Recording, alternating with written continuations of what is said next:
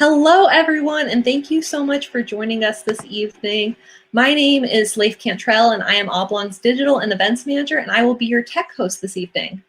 So before we begin, I just wanted to go over a couple of quick housekeeping things.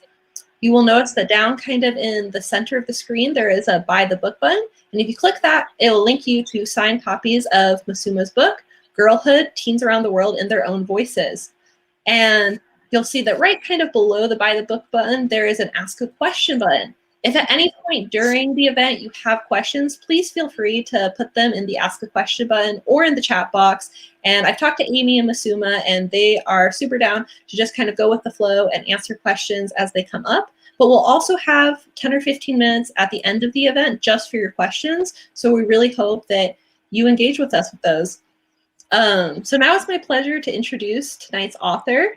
Masuma Ahuja is a freelance journalist reporting on gender, migration, and human rights.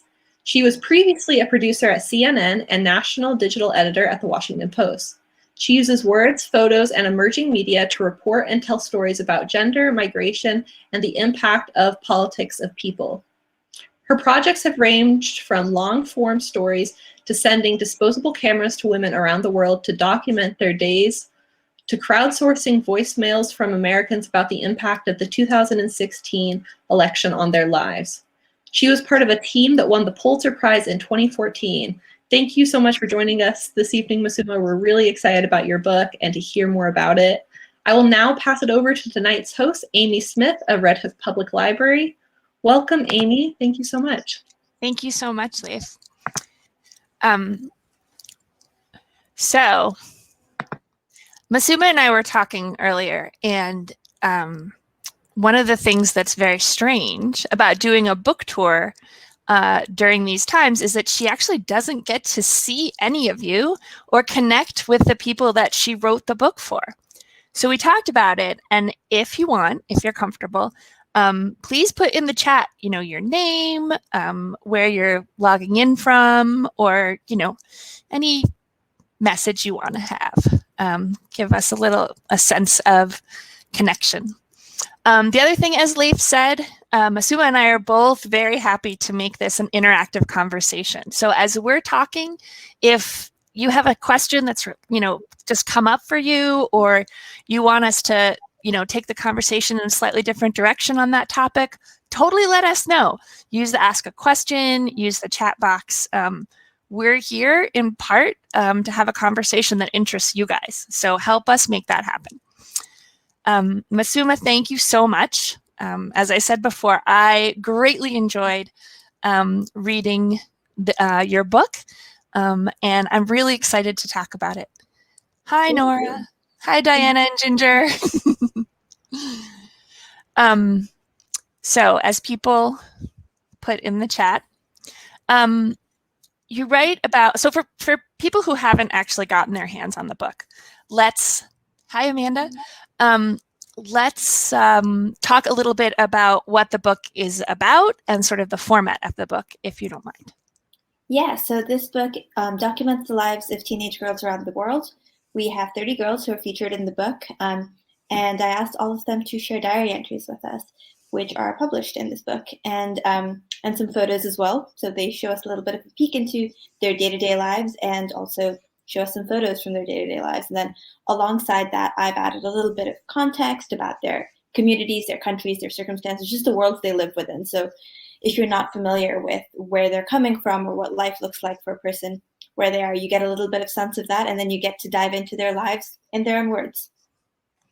Yeah, one of the things that I loved most was, in fact, reading some of the diary entries, because I got a feeling for the texture of their day-to-day lives, what they spend their time doing. And when you combine that with the information about places that I have never been and may never be lucky enough to go, I really feel like I learned so much by reading it.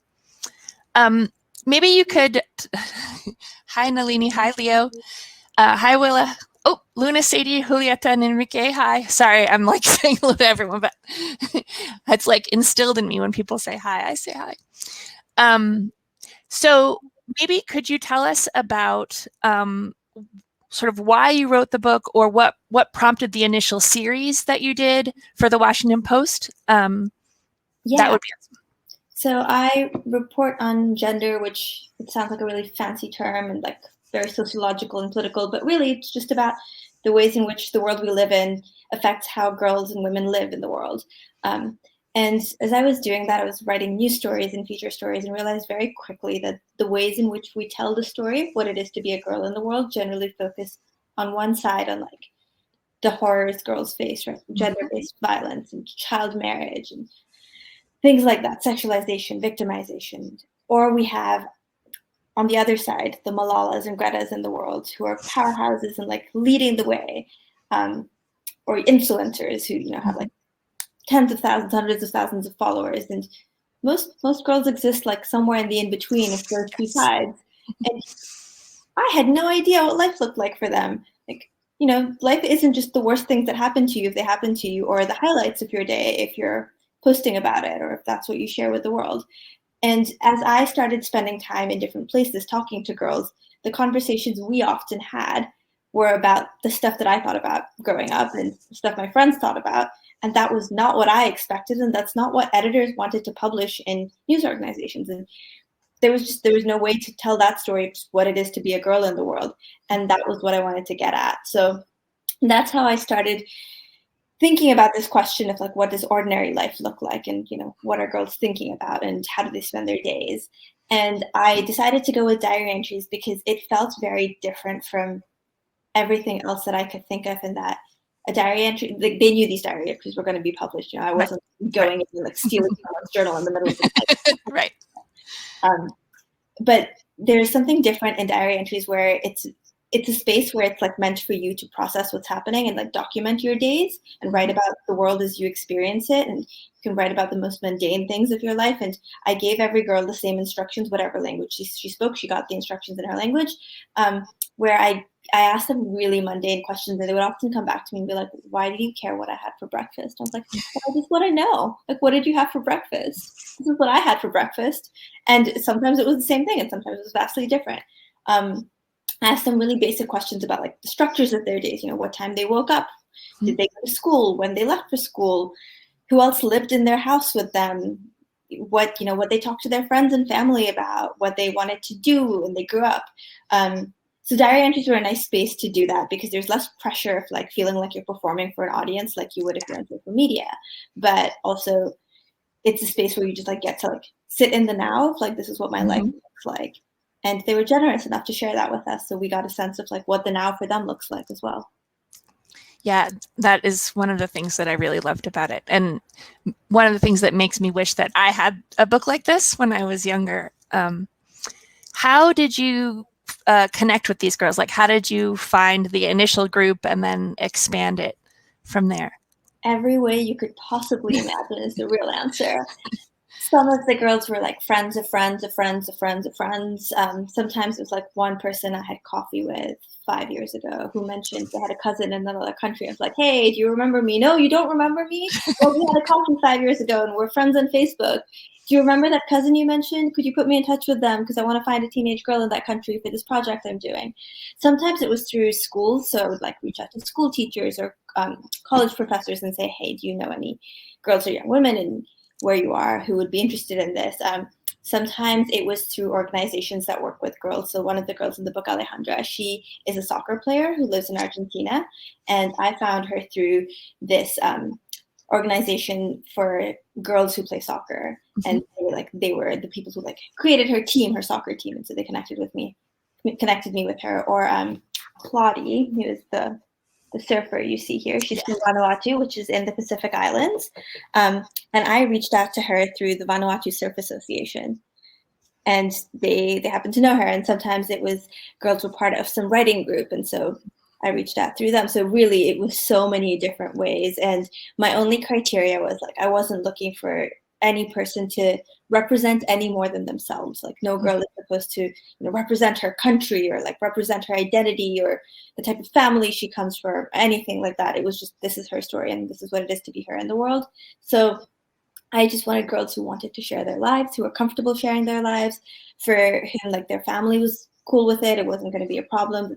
they were going to be published and their words were going to be out there, where it wasn't going to be an issue with their communities, where they wouldn't be in danger in any way for sharing stories. So those were my only real considerations. And I wanted to make a book that I knew it couldn't be comprehensive, because when you think of adolescent girls, there are a lot of them in the world. Yeah.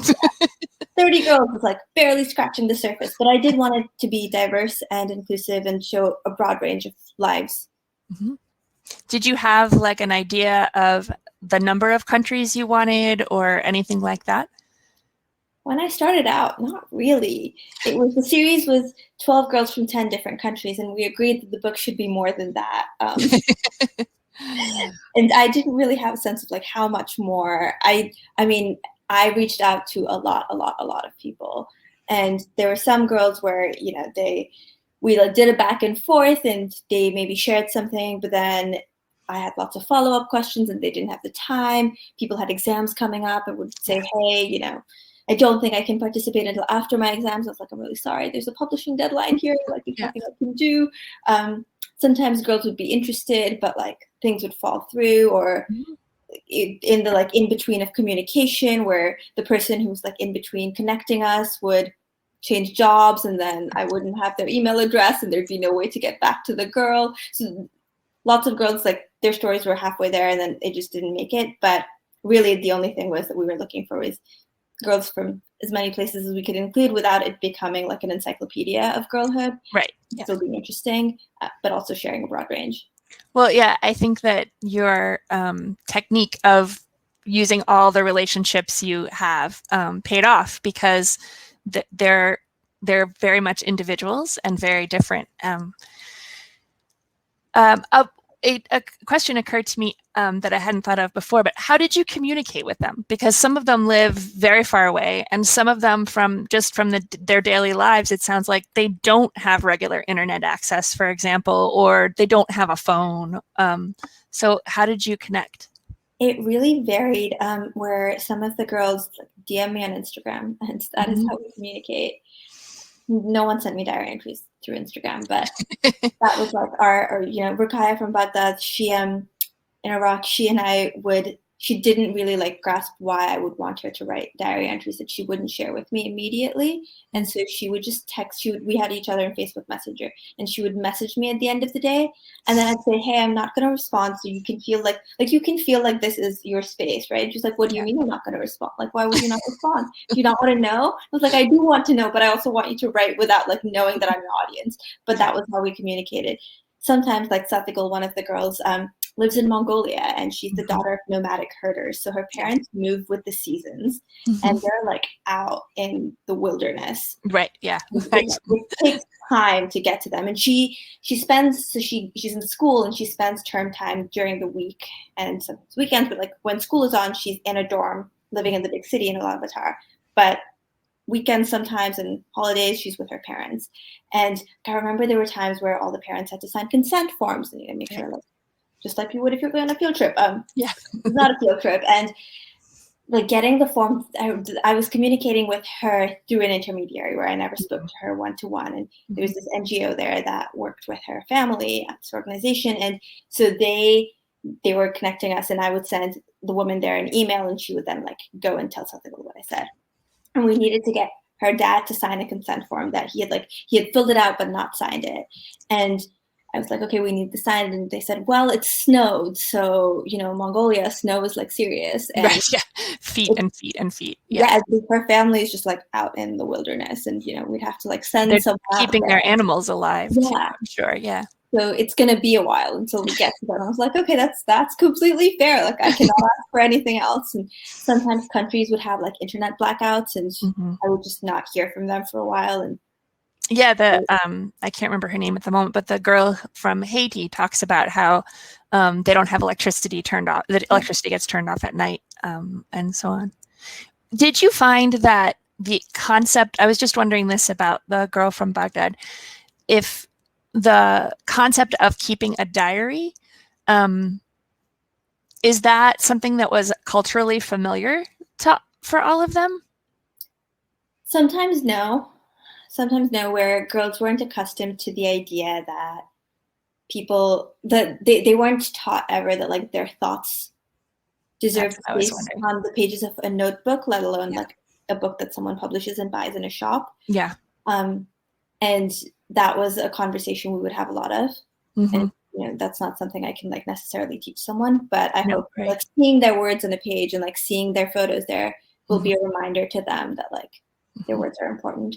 But some of the girls just like this was completely foreign to them, and it ranged where some of the girls would like write essays like you would in English class for me and be like, oh, this is great, but I'm really curious about like what flavor the ice cream was, or how you feel about And talking about feelings also isn't something it's not universal in all cultures. So that can be really foreign. And some girls like didn't have the vocabulary necessarily to talk about their feelings because it wasn't a question people generally asked them.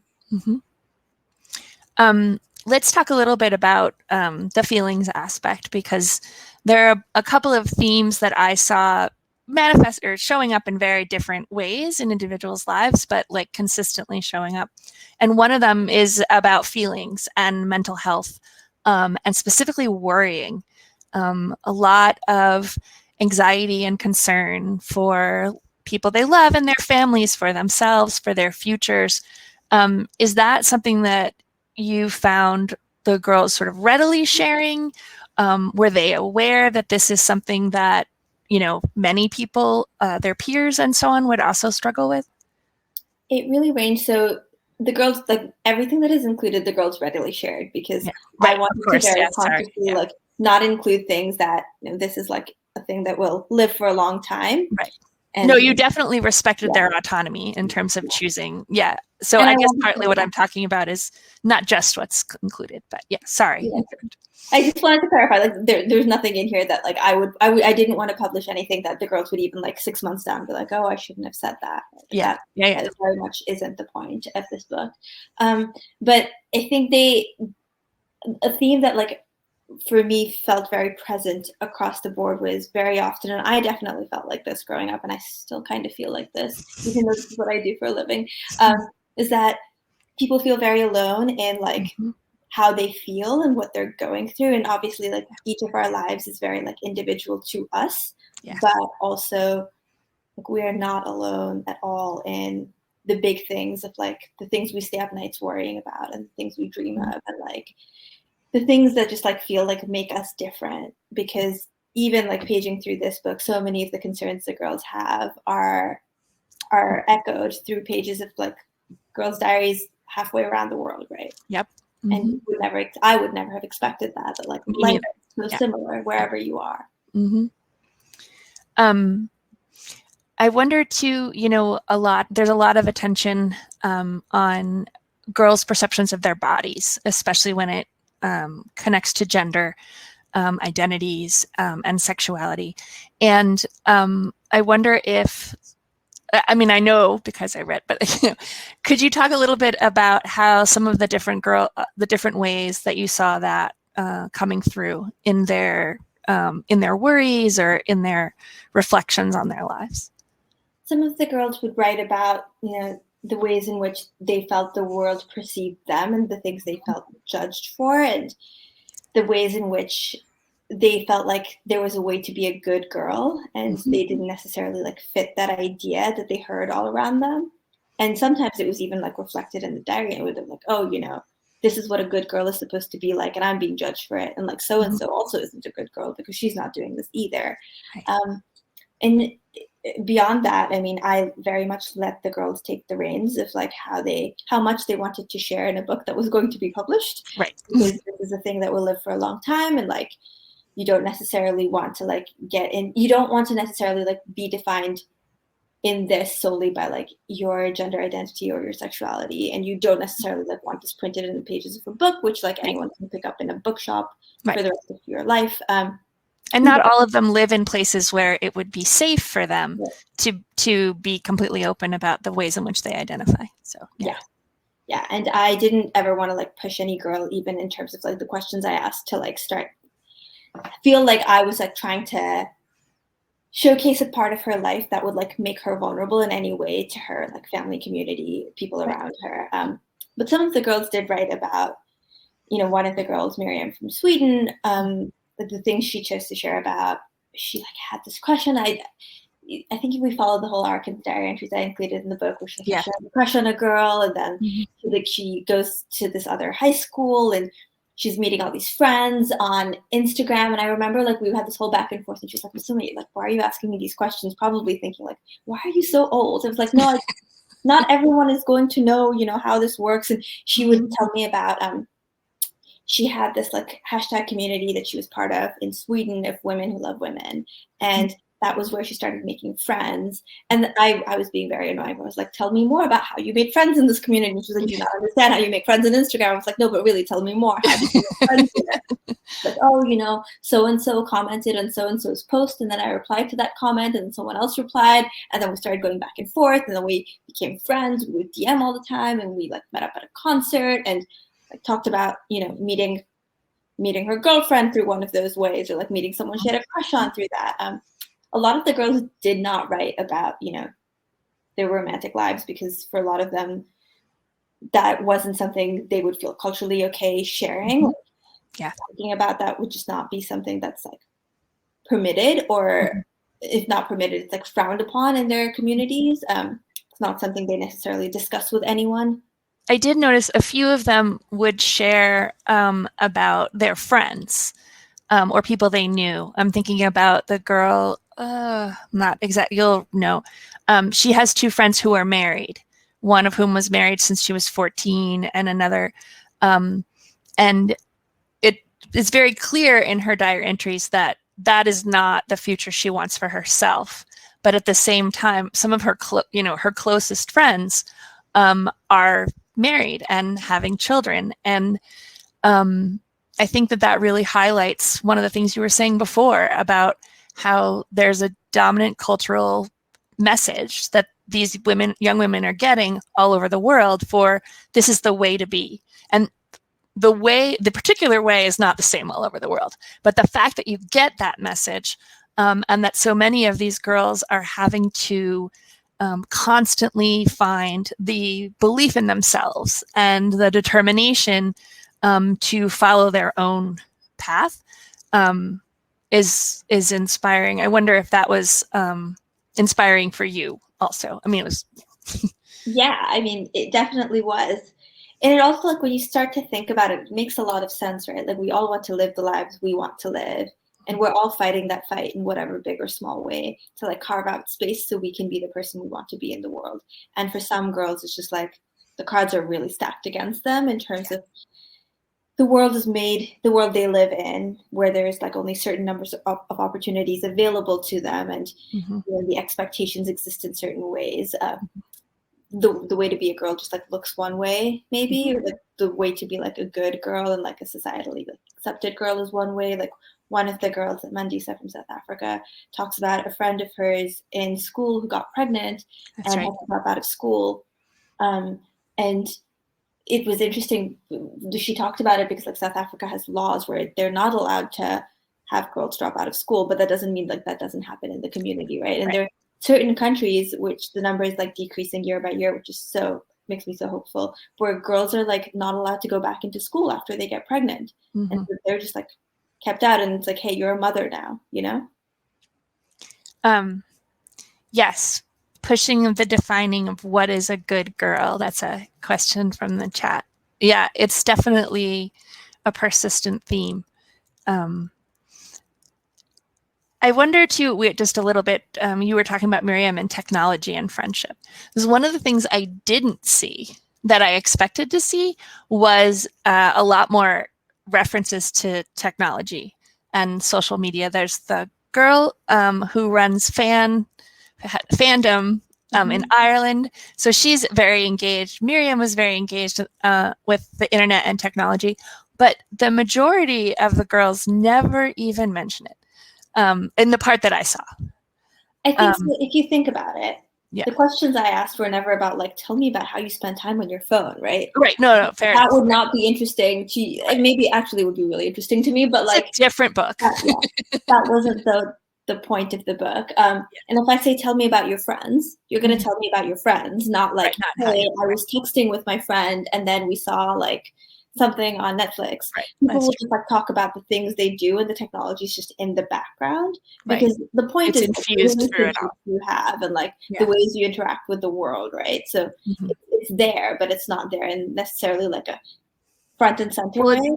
yeah, it doesn't feature, because one of the things you asked consistently was about what their dreams are for themselves and their futures, and you don't actually see technology in. There was only one girl who talked about becoming a computer engineer, but otherwise, this really blew me away. The majority of them talk about very nurturing, caretaking professions, being doctors, being surgeons, being biomedical researchers. And the ones who don't talk about medicine and science in that way, they're still talking about doing things to make the world a better place for the people who come after them. And it was just stunning to me that that was true from the girl in Haiti who lives in a slum and often can't leave her family's space because of violence, to to girls who were much more privileged and had a much more stable socioeconomic position. I wonder if, I don't want to be essentialist, but I wonder, like, did you notice this theme, and like, what did you make of it? I thought about it a lot, and I wondered if it was like just a selection bias of like the ways in which I'd found girls and the types of girls who are interested in sharing their lives. But I also think part of it might have to do with, especially like in not as wealthy countries, there certain jobs are more stable and more likely to be like stable careers where you can like provide for your family, right? Like even with like I grew up in India, and like you become doctor or an engineer, and like it was like even my grandparents were like, "What do you mean you want to be an art student? Like what is this?" Because that just like isn't what you're supposed to study science. You're supposed to like get a professional job, and like being a doctor is a good solid Right. professional job. Well, there's safety in it, right? Like if in your culture, in your society, there's a lot of concern about whether or not you're going to be able to support yourself or the people that you love financially. And it's an interesting combination with, there's a way to be a good girl, and how that might, infuse their choices or their views of their dreams. How did you come to be? Sorry, I just took a personal turn, but so what made you not want to be a doctor or an engineer, if that's the message that you were hearing a lot? Not a very good science student. Well, that helps. That's the starting point. Like I asked too many why questions in biology. I remember my biology teacher used to get really frustrated and be like, "You need to just accept things." I was like, "I don't want to just accept things. Like, tell me why." Yeah. And he's just like, "You're not built for this. This is not where your brain belongs." But also, I grew up between continents, and I spent a lot of my girlhood explaining other parts of the world to people. And that made me very conscious of the fact that we don't really understand each other. And that was just present always for me. I don't know that I like intention. It was there, but it wasn't necessarily like an intentional choice. But when I went to college, I studied politics and economics because I wanted to understand the way the world works. And different parts of the world, not just one part. I went to college in England. I had never lived here before. I live in London now. And after that, I just had the sense like if I was going to understand the way the world works, I also wanted to share the way the world works with people, and like share people's stories from different places. And the only job I could think of that paid you to do that was to be a journalist. So, well, and in that way, actually, your dream also has become to make the world a better place for the people who come after you, because you're helping them to understand that they're not alone, and some of the ways the world works. So thank you for doing that. So I want to talk a little bit more about friendship.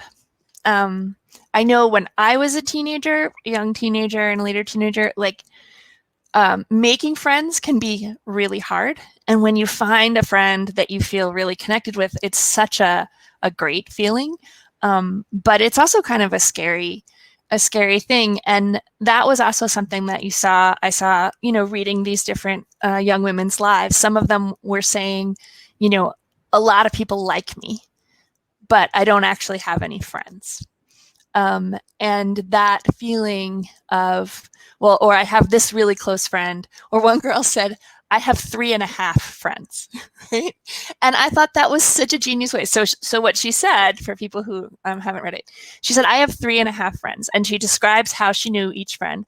And then that fourth friend, who's only a half friend, she feels very connected to, but that friend chooses to always hold herself at a distance. So she sees it as a half friendship. And that half friendship concept seemed to come up for a lot of the girls, this unsureness. Yeah, it was the thing that really stuck with me. One of the girls, Alejandra, wrote about how she just like didn't feel like she said it so well, and I feel like it was really the point everyone was trying to make it, how I feel too, even as an adult, where she was like, I don't have the kind of best friend you see in the movies, like, you know, the person like you're always hanging out with and you're always at each other's houses and your parents know each other and like they're just always there, whatever happens. And she said that she hoped she would someday have it. And then she goes on to describe other friends she has and how she knows they'll always support her and they're there when she needs to talk and like they're around. But it doesn't feel like the kind of friendship she thinks she's supposed to have or she thinks that everyone else has. And the hard part about that is that we like don't get to see the inside of other people's friendships, right? Like when we're not there, we don't get to see how they talk to each other and how they hang out with each other and like what people's alone time looks like. And so we all have this idea that like this is what friendship looks like, or this is like what it is. It should be. Yeah. Yep. And so we're alone because like we don't necessarily have the kind of friendships that we think other people have. And a lot of the girls were like, oh, I don't have very many friends. I have like 6 true friends. Right. 6 is a lot. And I was like, wow, you've like really like hit the lottery here. You've got 6 true friends. Like what more do you know, like that's great. But they were like, oh, I don't have like dozens of friends. Or it'd be like, oh, you know, I have like Shanae was like, I have 3.5 friends. I don't have that many people I'm close to. And I was like, you got 3.5. Like that's great. Yeah, I wonder. Amanda says she wishes she had 6 friends. I definitely have felt that way too, Amanda. I wonder too, like you said in the foreword, when you were trying to explain what living in different continents or countries was like, and you'd explain to people, oh, well, it's America, so it's like Friends and the Babysitters Club. If you know, I wonder if that's also the same kind of idea that we have about what friendship is supposed to be like. And I don't know, except for, I only know my own experience. So I grew up female and still identify as a female woman. So I don't know if it's just that there is this, in the way that there's this idea of what a good girl is or what you're supposed to be as a girl or a woman, if there's also this model we have of what close female friendship is supposed to be about. And there was one girl too, I was sort of looking for this theme, who says, well, actually one of her closest friends is a guy. And it was interesting that did not come up very much, that when you asked about friendship, a lot of them were choosing to share their friendships with other girls. And it made me think about, how do we define friendship? And what do we think that's supposed to be about? So, yeah. Also, like lots of, I mean, you know, in lots of places, like girls and boys are going to be like separated when you're like, by the time you're 13, 14, you'll be like, if you're in school, you're going to be going to different schools and like it wouldn't be seen as proper. Right, absolutely. The girl thing, right? Like the girls and the boys aren't supposed to be hanging out with each other and like you should be running around with the boys and like, you know. Like, yeah, no, that's a very good point. Like, it's not going to come out like running and they say like, this is not what, you know. Yeah. Yeah. Another thing that I found interesting was there was so much, and again, this may be sort of a self-selecting thing. You did say in the foreword that you were limited to girls who could communicate in reading and writing. So, but the role that they all saw education playing in their lives, and how very aware they were that this was really important. And that seemed especially true for the girls who were aware that not all the girls or young women in their society, in their culture, in their city or country were able to go to school or were allowed to go to school. And I wonder if you saw that also. Was everyone equally connected to the importance of education? Or, I mean, I don't. It's different in different places, right? Like if you live in a place where everyone goes to school, and your parents have gone to school, and your grandparents have gone to school, that it's not a special, like it's what everyone does. It's not that big a deal. You go to school. Like, that's just life. If you live in a place where like a girl going to school is a rare thing, where you are the first girl in your family to be able to go to school, it means a lot. And like going to school is a path to financial independence. It's a way you can get a job. You might not have to get married young if that happens. Like everything changes when you go to school. So it depends on like what the world around you looks like. And it also like, it really varies. Where I remember, not for this book, but I was like reporting on girls in India, and I was asking stupid questions because I grew up in a part of India that was like affluent, middle class, affluent, urban, and not like, I was in a village, and the girls were telling me about, you know, they were like fighting with their parents because they didn't want to get married at 15 or 16. And one of them was like, oh, I had until the next set of exams, which was like 8 weeks away, to like get out of this marriage they were setting up. And she's like really working hard toward breaking. And she said that she like, the part of the fight was that they were going to be worried about her staying in school longer. And I was like, why would this be like, surely this is good, right? Like you'll be more educated, it'll be better educated girl gets married. And she said, well, no, my dowry would be higher then. So just in case we have people you know, in the audience who, I'm turning a light on because it's getting very dark in my office, who don't know like what that would mean. Could you explain a little bit more?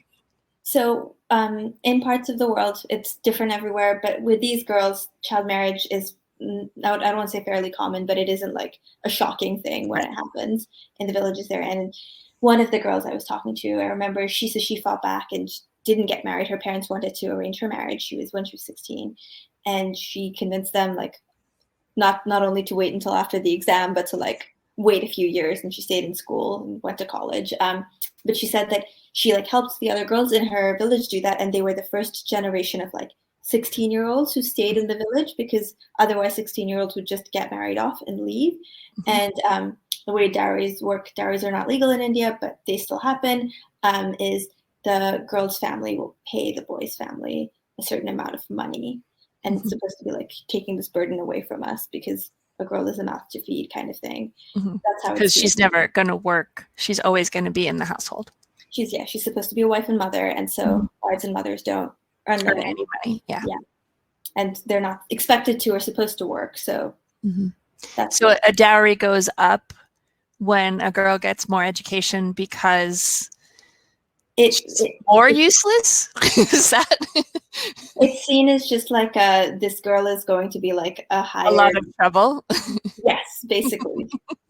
She's more likely to like cause issues, or, you know. And she's just older. Like you're supposed to, in that community, they thought that like girls were supposed to, you know, be married off by the time you were like 16, 17. So it was kind of like, also you're not as good, not in your prime. So we have to give them more money to take you, kind of. The other thing that I noticed about school too was that for many of the girls, their parents were paying for them to go to school. And it's not because they were going to some fancy private school. It was because that's how you get basic education there. And I was thinking, I think it's especially this story, or the life of the girl in Haiti. Her dad goes out and is selling brooms, and her mom is a seamstress. Is that right? Yeah. And she talks about how little her dad earns, and how you can get sent home from school if your family hasn't been able to pay the fees. And I suspect that when money is that tight, and education is something your parents or your guardians are budgeting for, that also sort of makes it seem extremely important. Because if there's not a lot of money, and that is something that money is being put into, you know, it sends that message. I think there's just a general consciousness of how much your parents are paying for education when you're in those types of circumstances. Like my own parents grew up with much more privilege than these girls, but they both know exactly how much their parents paid for. Like my mom has told me like, oh, my school fees were X. I'm like, what do you mean? Like, how do you know this? How do you, as like, you know, a woman in her 60s, remember what your parents paid for school? But it was a lot of money, and like a significant portion of her dad's wages like went to sending her to school, and so she was aware of it, and it's just like something you're conscious of.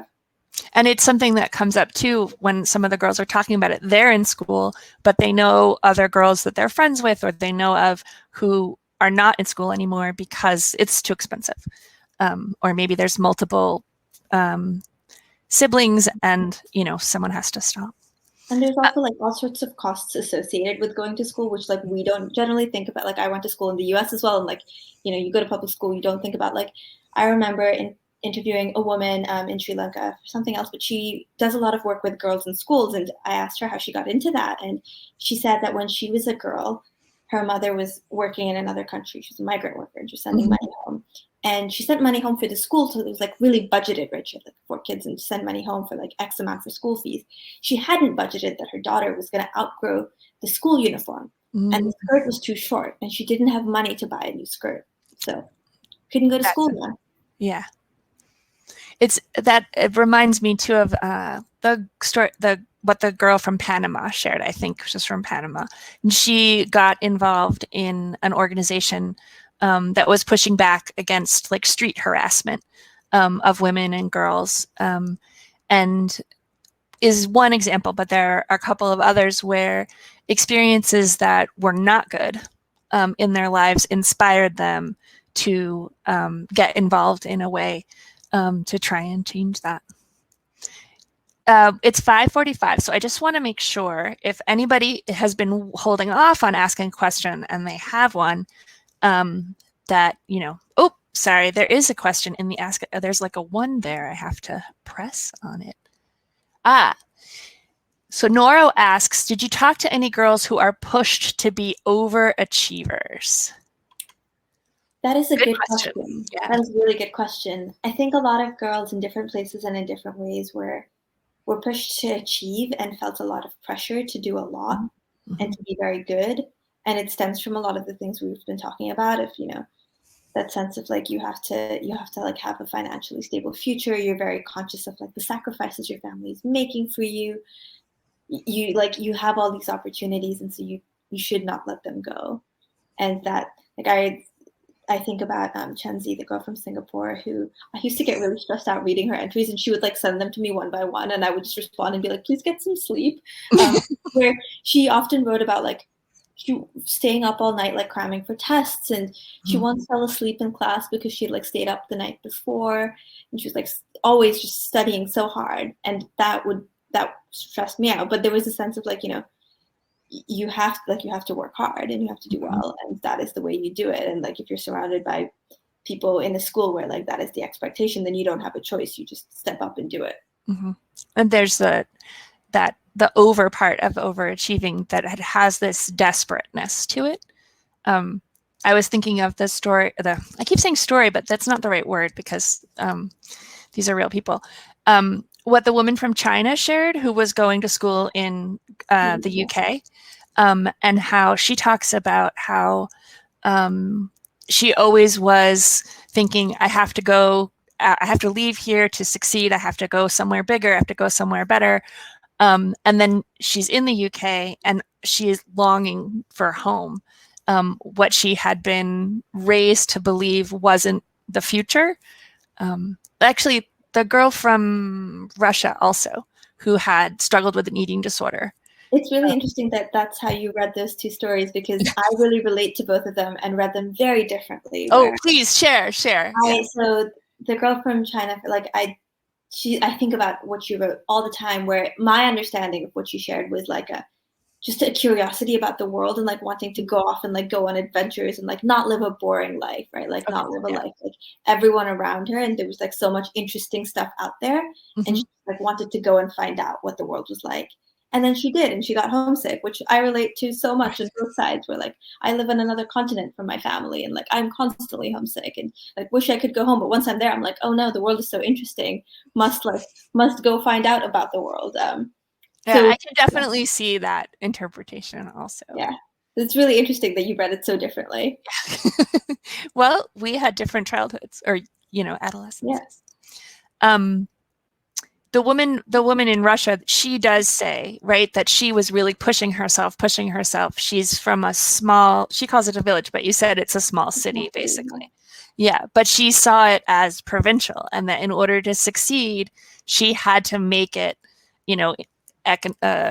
educationally, so that she could go to a big city and succeed. I think she wants to go to Moscow, right? Yeah. But in the course of doing that, she had a very bad eating disorder, to the point where her body gave out on her, and she had to reevaluate how she's living, and find things to appreciate about this, her hometown, and futures that could include that. So in some ways, she fits the overachieving. Yeah, she was. Not that every overachiever is going to end up with an eating disorder. Yeah, no, I think, I don't even know if like the staying was like tied to the eating disorder. If it was like about she like met someone and decided to stay home. Also and, realized that like there were lots of small joys that she didn't want to leave, and like constantly like chasing and pursuing wasn't going to, like it was going to be constant. There wasn't an end to it. Right. And, like, yes. it could be You're joy right. even in like seeing, she describes like some really beautiful, in my mind, it's like a scene in the lake with swans or something, but it's like a very like beautiful scene of just like, this is what like my little city looks like. And it's not smoggy and like full of people in a hurry, but it's enough and it's beautiful and it's my life. Yeah. Yeah. There's definitely a point at which she decides that constant pursuit is not the pace she wants her life to have. We have another question. I think your science teacher was wrong, Dawn says. It's true though, right? We need scientists who ask why and who ask how. And I think especially, when people, Dawn says science is all about why. I think especially when people are going into medicine or, anything that has to do with science and humans, you have to have curiosity or else, Yeah. Okay, does anyone have any other questions for Masuma or for me? All right, I guess what I'll do then is sort of end it with, there is one more question, sorry.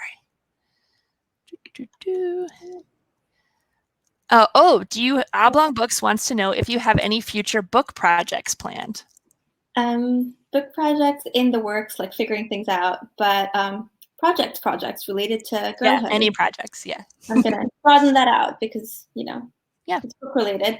So when the book was done, I didn't know how books work. I don't know if all of you do. It's your first book. Long to be published. It's not like you can just hit Control P and it prints to the printer. But I thought it was gonna be like, hey, we're done. Like now you send it to the printer, right? Like I used to work at a newspaper. They printed every day. I did not have any idea how it worked. Different pace. Yeah. And so I had this long period of time after like I was done with putting the book together and had all these stories just like in my hard drive, and so many more girls that I hadn't even talked to who had stories to tell, and realized that I didn't feel done with telling stories of girls and didn't feel like I had even begun to scratch the surface. Like this book feels very much like a beginning and not the end of anything, which I don't know is supposed to be the case. Books feel that way, but that was how it felt to me. So I sat with that for a long time through the early days of the pandemic and like trying to figure out what I wanted to do and how I could best help amplify girls' voices in a way that like I wasn't the person telling, like giving each girl the space to tell her story individually in a book, because that's only like that depends. That's a transition point. Yeah. The hours in my day, I don't have enough hours in my day. And so I'm starting this new venture, media venture-esque thing, where one arm is storytelling workshops for girls around the world. Cool. We launched a pilot with girls from all over the place, like girls from Tunisia and Ecuador and LA and all over. Cool. And working with community partners to like reach girls everywhere. And then mentoring them and really storytelling like beyond just words, because we all have phones. A lot of us have phones, and there's all kinds of cool stuff you can do with your phone, and people don't teach you that. And then taking it on the other side and actually mentoring the girls and cultivating their talents and giving them a platform to publish. So a place online, like a digital media space, which is by and for girls around the world.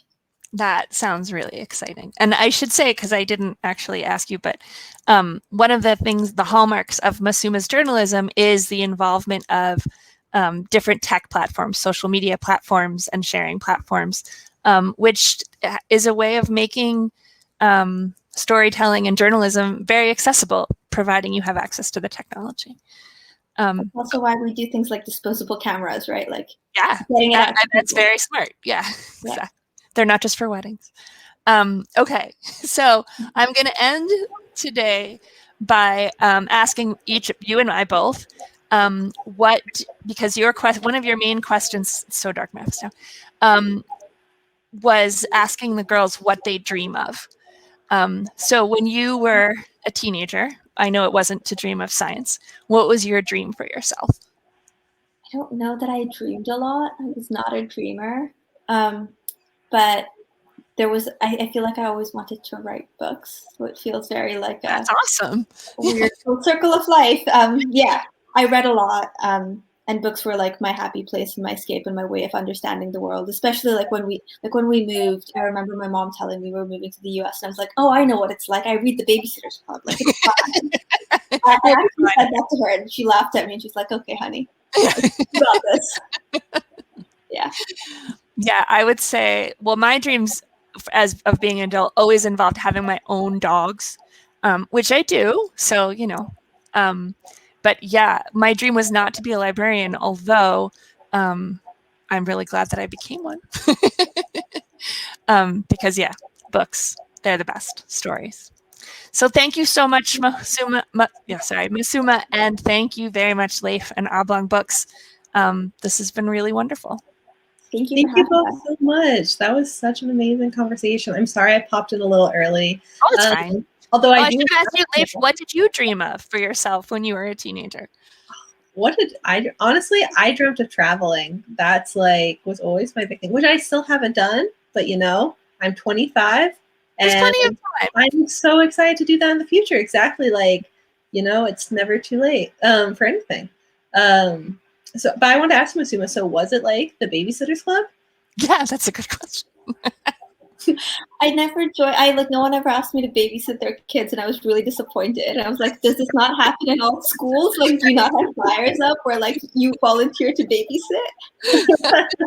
That is funny. That is a really funny thing to think about. Thank you both so much. This was such a great conversation, and Masuma, congratulations on your first book. And I'm really excited about your storytelling project. That sounds awesome. Yeah, if I happen to know a lot of young women in the Red Hook Rhinebeck area, so I'll be in touch. Yeah, please do. Amy, thank you so much. You've been such a great host. Asking thoughtful questions. And I want to say to all of our audience members out there, thank you so much for interacting with us and for introducing yourself into the chat and asking such great questions. We really appreciate it. And it's so good to get to touch base with all of you all, even if it is virtual. So if you're interested, Masuma's book is available to buy through our website, and I hope you'll check out our other YA events that are coming up soon. Thank you both so much again. It really was a joy. Pleasure. Thank you. Bye, everybody.